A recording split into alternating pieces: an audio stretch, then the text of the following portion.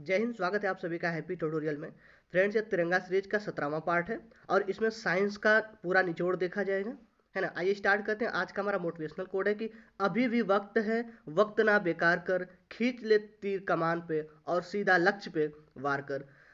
Science की जो तिरंगा सीरीज चल रही है इसका फटाफट रिवीजन हम 10 मिनट में करने वाले हैं, तो आप अंत तक बने रहिएगा क्योंकि यह सभी प्रतियोगी परीक्षाओं के लिए बेहद ही महत्वपूर्ण होने वाली है ना। यह लुसेंट का जो निचोड़ है आपको फटाफट रिवीजन 10 मिनट में मात्र मिलने वाला है।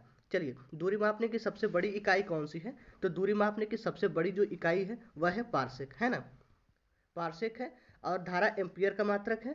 ज्योति तीव्रता कैंडेला का, और शक्ति जो वाट का मात्रक है, ठीक है। आवेश गुलाम का मात्रक है, याद रखिएगा। चलिए आगे की चलती हुई मोटर कार से अचानक रुकने पर उसमें बैठे यात्री आगे की ओर झुक जाते हैं। ऐसा क्यों होता है? आगे की तरफ अगर आपने अनुभव किया होगा कि जब चलती हुई मोटर कार में या फिर बस में हम बैठे होते हैं, जब बस ड्राइवर अचानक से ब्रेक लगाता है तो हम आगे की तरफ झुक जाते हैं ना।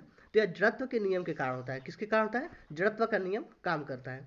आप बंदूक से गोली चलाना, है ना, यह किस पे काम करता है? तो क्रिया प्रतिक्रिया के नियम पे काम करता है। जितनी तेजी से बंदूक की गोली आगे निकलती है उतने ही धक्के से पीछे बंदूक को ढकेलती है ना। तो ये क्रिया प्रतिक्रिया के नियम पे काम करता है। और जो सेकेंड नियम है न्यूटन का, वह है एफ बराबर एम इंटू ए। बल बराबर द्रव्यमान गुटे त्वरण। एफ बल को दर्शाता है, एम द्रव्यमान को, और ये जो है वो त्वरण को दर्शाता है, ठीक है। आगे कपड़ा सुखाने वाली मशीन का किस सिद्धांत पे काम करती है? या फिर दूध से मक्खन निकालने वाली मशीन किस सिद्धांत पे काम करती है? तो यह दोनों अपकेंद्रीय बल के सिद्धांत पे काम करती है। दोनों में अपकेंद्रीय बल काम करता है, ठीक है। एक अश्व शक्ति में कितना वाट होता है ना। एक हार्स पावर, हम कहते हैं ना कि एक हार्स पावर में बराबर कितना वाट होता है? तो 746 वाट होता है इस एक अश्व शक्ति में, ठीक है। चलिए आगे, पृथ्वी के गुरुत्वीय त्वरण का मान कितना है? तो वह है 9.8 मीटर प्रति सेकेंड स्क्वायर, ठीक है। ग्रहों की गति में से संबंधित नियम किसने प्रतिपादित किया है? तो कुल 3 नियम दिए हैं कैपलर ने। किसने प्रतिपादित किया है? कैपलर, है ना। ग्रहों के नियम को प्रतिपादित करने वाले कौन है? कैपलर है। ध्वनि ऊर्जा को विद्युत ऊर्जा में कौन सा उपकरण परिवर्तित करता है? तो ध्वनि ऊर्जा को विद्युत ऊर्जा में परिवर्तित करता है लाउड स्पीकर, है ना। आप लाउड स्पीकर का सुने ना, वो ध्वनि ऊर्जा को विद्युत ऊर्जा में परिवर्तित करता है। और विद्युत ऊर्जा को ध्वनि ऊर्जा में कौन परिवर्तित करता है? तो माइक्रोफोन जो हम लगा के सुनते हैं वह क्या करता है कि विद्युत ऊर्जा को ध्वनि ऊर्जा के रूप में देता है, ठीक है। चलिए, अब ये आप वीडियो देख रहे होंगे तो अपने कान में ईयरफोन जरूर लगाए होंगे। वह क्या करता है कि विद्युत ऊर्जा को ध्वनि ऊर्जा के रूप में आपको देता है। अब यांत्रिक ऊर्जा को विद्युत ऊर्जा में कौन देता है? तो डायनोमो देता है यांत्रिक ऊर्जा को विद्युत ऊर्जा में। और विद्युत ऊर्जा को यांत्रिक ऊर्जा में कौन देता है? तो वह देता है मोटर। विद्युत ऊर्जा को यांत्रिक ऊर्जा में मोटर देता है और यांत्रिक ऊर्जा को विद्युत ऊर्जा में डायनोमो देता है, ठीक है। अब देखिए, विद्युत ऊर्जा को प्रकाश ऊर्जा में परिवर्तित कौन करता है? तो आप अपने घरों में बल्ब देखते हैं, ट्यूबलाइट है, जो ये सब चीज़ें हैं वह विद्युत ऊर्जा को प्रकाश ऊर्जा में कन्वर्ट करती हैं। ये चीज़ें जो आपको एग्जाम में पूछे जाते हैं कि कौन सी ऊर्जा में परिवर्तित होती है, तो इसको आप याद रखिएगा। चलिए आगे देखते हैं। आगे की भू अस्थाई कक्षा कितनी ऊंचाई पर स्थित होती है ना। भू अस्थाई कक्षा कितनी ऊंचाई पर स्थित होती है? तो यह होती है 36,000 किलोमीटर, ठीक है, 36,000 किलोमीटर। अब पृथ्वी के लिए पलायन वेग का मान कितना होता है? हम कहते हैं ना कि पलायन वेग किसे कहते हैं? कि उस स्पीड से फंसी जाए जो पृथ्वी के गुरुत्वाकर्षण से के कक्ष से बाहर निकल जाए, है ना, वापस लौट के आए ही नहीं, उसको हम पलायन वेग कहते हैं ना। तो पृथ्वी के लिए पलायन वेग का मान काम करता है 11.2 किलोमीटर प्रति सेकंड। इतनी स्पीड से जब कोई वस्तु फेंकी जाएगी तभी वो पृथ्वी के गुरुत्वाकर्षण से बाहर निकल पाएगी, है ना, अन्यथा वह गुरुत्वाकर्षण के कारण जमीन पे गिर जाएगी, ठीक है। तो आपको पलायन वेग के लिए 11.2 किलोमीटर प्रति सेकेंड के रफ्तार से आपको चीज़ को फेंकनी पड़ेगी। दाब का मात्रक क्या होता है? तो दाब का मात्रक होता है पास्कल, ठीक है। वायुमंडलीय दाब किससे मापा जाता है? तो वायुमंडलीय दाब मापा जाता है बैरोमीटर से। जल का अधिकतम घनत्व क्या होता है? तो 4 डिग्री सेंटीग्रेड जल का अधिकतम घनत्व होता है। आगे, लालटेन या लैंप की बत्ती में तेल ऊपर चढ़ता है। जब आप बत्ती लगाते हैं देखते होंगे, जब बत्ती लालटेन को जलाई जाती है तो तेल कैसे खींचता है? यह केशिकत्व के कारण तेल ऊपर चढ़ता है ना। पानी में तेल छिड़कने पर पृष्ठ तनाव क्या होता है? घटता है या बढ़ता है ना। बीमारी में जब हम लोग मच्छर के लार्वों को मारना होता है तो पानी में मिट्टी का तेल डालते हैं ना। तो ऐसा क्या होता है, उसके पृष्ठ तनाव में कमी होती है ना। पृष्ठ तनाव में क्या होता है? कमी होती है, याद रखिएगा, पृष्ठ तनाव में कमी होती है, ठीक। चलिए, गर्म सूप स्वादिष्ट लगता है क्योंकि गर्म सूप का पृष्ठ तनाव जो होता है कम होता है, इसलिए वह गर्म सूप जो होता है हमें स्वादिष्ट लगता है। ठीक है, चलिए। ध्वनि किस प्रकार की तरंग है? ध्वनि किस प्रकार की तरंग है? तो जो ध्वनि है वह अनुदैर्ध्य तरंग है। क्या है? अनुदैर्ध्य तरंग है ध्वनि, है ना। अल्फा बीटा गामा में किसकी भेदन क्षमता सबसे अधिक होती है? किसकी वेदन क्षमता सबसे अधिक होती है? तो गामा किरण की वेदन क्षमता सबसे अधिक होती है ना। अब श्रव्य तरंग और पराश्रव्य तरंग, है ना। इन तरंगों में जो हम सुन सकते हैं, ठीक है, जो नहीं सुन सकते, तरंगे जो 20 हर्ट्ज से 20,000 हर्ट्ज तक होती हैं, उसके बीच होती हैं, उसके पार होती हैं, वैसे। ठीक है, आगे देखते हैं। वायु में ध्वनि की चाल कितनी होती है? तो वायु में जो ध्वनि की चाल होती है सबसे अधिकतम होती है, और निर्वात में ध्वनि की चाल शून्य होती है ना। क्योंकि ध्वनि की गति के लिए माध्यम की आवश्यकता पड़ती है। बिना माध्यम की ध्वनि एक स्थान से दूसरे स्थान तक नहीं जा सकती। तो आप याद रखिएगा, ध्वनि में जो वायु में जो ध्वनि की चाल होती है सबसे अधिकतम होती है। परम शून्य ताप किसे कहते हैं? तो 0 केल्विन को। और 0 केल्विन बराबर होता है -273.15 डिग्री सेंटीग्रेड। ठीक है, अगर 0 केल्विन को बदलेंगे तो -273.15 डिग्री सेंटीग्रेड होता है। ठीक है। पदार्थ की चौथी अवस्था कौन कौन है? तो आप 3 अवस्था को जानते हो ना, सॉलिड, लिक्विड, गैस के बारे में आप जानते हैं। तो चौथी अवस्था होती है प्लाज्मा, है ना। प्लाज्मा होती है चौथी अवस्था पदार्थ की। ठीक है, याद रखिएगा इसको भी। चलिए, हवा क्या है? मिश्रण है या फिर यौगिक है? कौन सी चीज़ है? तो जो हवा है, याद रखिएगा, यह मिश्रण है। ठीक है, हमेशा यह सवाल आपके प्रश्न सवाल पूछता है कि हवा यौगिक है या मिश्रण है। तो याद रखिएगा, हवा क्या है? मिश्रण है। इलेक्ट्रॉन की खोज किसने की थी? तो थॉमसन ने किया था। इस पे नेगेटिविटी चार्ज होता है। ठीक है, प्रोटॉन की खोज किया था गोल्डस्टीन ने, इस पे धनात्मक चार्ज होता है। और न्यूटन की खोज करने वाले हैं चैडविक या उदासीन है। ठीक है, न्यूटन की खोज किसने की थी? चैडविक ने। द्रव्यमान संख्या में इलेक्ट्रॉन प्रोटॉन न्यूट्रॉन की किन की संख्या को जोड़ा जाता है? तो न्यूट्रॉन प्लस प्रोटॉन की संख्या को जोड़ा जाता है। ठीक है। चट्टानों की आयु किस समस्थानिक से मापी जाती है? तो यह मापी जाती है यूरेनियम 235 से। ठीक है। और रक्त कैंसर का नियंत्रण किस समस्थानिक से? तो कोबाल्ट 60 से। ठीक है, रक्त कैंसर का नियंत्रण कोबाल्ट 60 से। थायराइड ग्रंथि उपचार में समस्थानिक कौन सा है? थायराइड ग्रंथि के उपचार में समस्थानिक कौन सा है? तो आयोडीन 131 है। मेंडलीव ने आवर्त सारणी में मेंडलीव के आवर्त सारणी का आधार क्या था? तो यह परमाणु द्रव्यमान के आधार पर है। ठीक है। और त्रिक नियम किसने प्रतिपादित किया? तो त्रिक नियम प्रतिपादित करने वाले हैं डोबेनियर। डोबेनियर ने त्रिक नियम प्रतिपादित किया है। अष्टक सिद्धांत किसने प्रतिपादित किया है? तो न्यूलैंड ने अष्टक सिद्धांत प्रतिपादित किया है।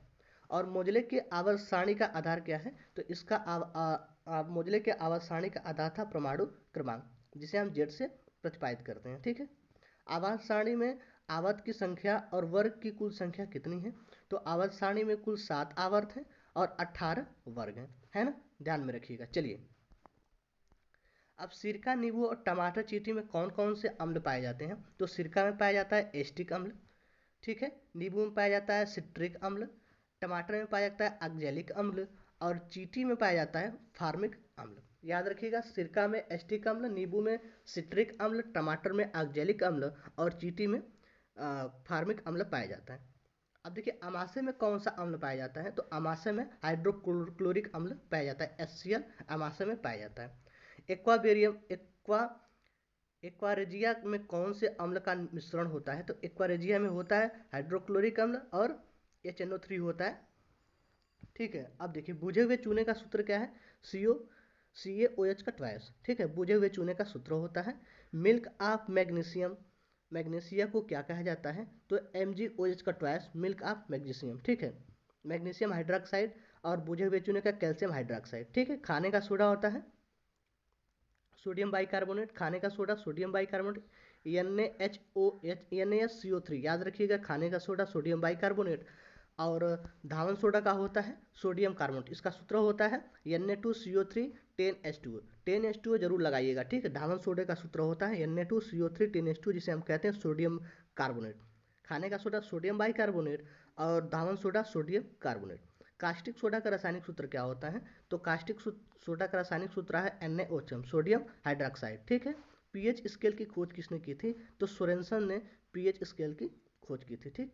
एल्कीन में कार्बन और हाइड्रोजन की संख्या का अनुपात क्या होता है? तो एल्कीन में कार्बन और हाइड्रोजन की संख्या का अनुपात 1:2 का होता है। ब्यूटेन में हाइड्रोजन होता है 4। ठीक है। प्राकृतिक रबर के बहुलक क्या है? तो आइसोप्रीन है। आइसोप्रीन जो है वो प्राकृतिक रबर का बहुलक है। चलिए आगे देखते हैं कि पेट्रोल की गुणवत्ता किससे अभिव्यक्त की जाती है?